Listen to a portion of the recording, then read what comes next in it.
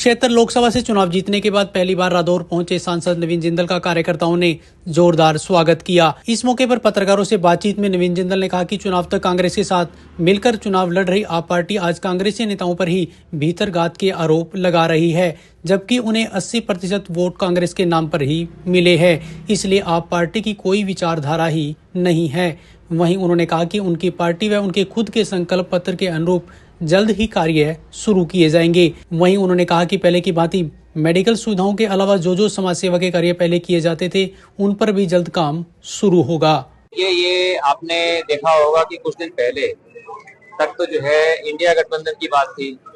आम आदमी पार्टी और कांग्रेस जो है मिलकर के चुनाव लड़ रहे थे और यहाँ पर जितनी भी वोट मिली आम आदमी पार्टी के उम्मीदवार को, मैं कहूंगा कि उसके अंदर 80% जो है उसके अंदर योगदान जो है कांग्रेस पार्टी के लोगों का था। लेकिन जैसे ही नतीजे आए उन्होंने कांग्रेस पार्टी के नेताओं को ही दोष देना शुरू कर दिया। तो आप देखेंगे कि किस तरह से जो है ये सामने आ गई बात कि इनके अंदर जो है ना कोई एक विचारधारा है। और जैसे ही यहाँ के चुनाव खत्म हुए थे 25 मई को, ये सारे के सारे आम आदमी पार्टी के नेता जो पंजाब जाकर के फिर वो कांग्रेस को गालियां दे रहे थे। तो इसलिए बहुत ही ये दुर्भाग्यपूर्ण था और ये हरियाणा की जनता जो है इसको अच्छे से समझ गई है।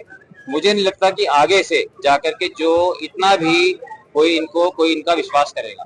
हमारी भारतीय जनता पार्टी की सरकार का जो संकल्प पत्र है, माननीय मोदी जी का संकल्प पत्र है, जो यहाँ से जो हमने संकल्प पत्र निकाला और उसके अनुरूप अब हम काम करना शुरू करेंगे। पहले हम जाके लोगों का सभी का धन्यवाद करेंगे और फिर जो हमने प्लानिंग की है उसके अनुसार हम काम शुरू करेंगे। और आप देख रहे हैं कि किस तरह से हरियाणा सरकार ने, हमारे माननीय मुख्यमंत्री नायब सैनी जी ने किस तरह से कई ऐतिहासिक कदम उठाए हैं, जिसमें उन्होंने कहा है कि सभी सड़कों की सबकी मरम्मत की जाएगी।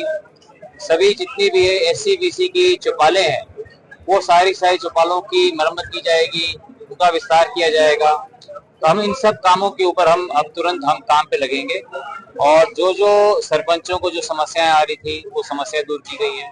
तो ये सरकार जो है जनता की सरकार है, लोगों की सरकार है। तो इसलिए सभी से के साथ मिलकर के हम काम करेंगे। जी, हम उसके लिए जो जैसे मैंने कहा कि एक तो हम जो है अब दोबारा से सभी जगह मेडिकल वैन्स अभी 1 महीने के अंदर जो है अगले महीने जुलाई से मेडिकल वैन भेजना शुरू कर देंगे। हेल्थ कैंप लगाएंगे।